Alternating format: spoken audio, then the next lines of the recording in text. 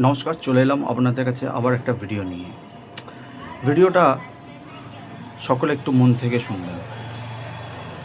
ইংরেজরা চলে গেছে, আমাদের দেশ স্বাধীন হয়েছে, আমরা স্বাধীন দেশে বাস করি। কিন্তু আপনাদের কারোর মনে হয় যে আমরা স্বাধীন দেশে বাস করি? দিল্লির রাজপথে স্টুডেন্টদের ওপরে যে অত্যাচার হয়েছে, সেই একই অত্যাচার তার থেকে হয়তো বেশি আমাদের রাজ্যে পশ্চিমবঙ্গে পুলিশরা যেইভাবে অত্যাচার করেছে।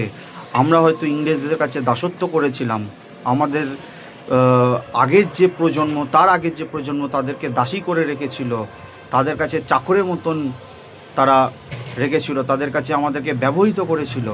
কিন্তু আজকে পুলিশ এটা কি করছে? পুলিশ হারমাদ বাহিনী, পুলিশের কোনো জীবিকা নেই। দেখতে পাচ্ছেন এক একজন ভিডিও বানাচ্ছে যে নেম প্লেট নেই, নাম নেই। তোমাকে পুলিশভাবে কিভাবে আমরা চিহ্নিত করব? আবার কিছু ব্যক্তিরা বলছে তোমাদেরকে স্টুডেন্ট বলে আমরা কিভাবে চিহ্নিত করব? তাদেরকে স্টুডেন্ট বলে আপনারা এইভাবেই চিহ্নিত করবেন যে তাদের কাছে তাদের ব্যাগের মধ্যে একটি অন্তত বিদ্যার বই আছে, যেটাকে আমরা মা সরস্বতী বলি, যাকে বিদ্যার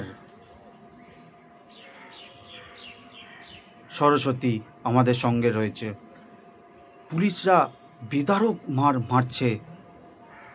আজকে কারা আমাদের ওপরে এই শাসন চালাচ্ছে? আমি কোনো সরকারের প্রতি রাগ জানাবো না, কোনো সরকারের প্রতি আমি দুঃখ জানাবো না, কিন্তু প্রশাসনের প্রতি আমার একটাই দুঃখ, একটাই রাগ, একটাই অনুরোধ।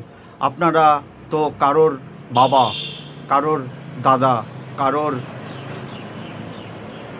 স্বামী, আপনারা কিভাবে এই হারমাদ বাহিনীর মতন এই স্টুডেন্টদের ওপরে অত্যাচার করছেন?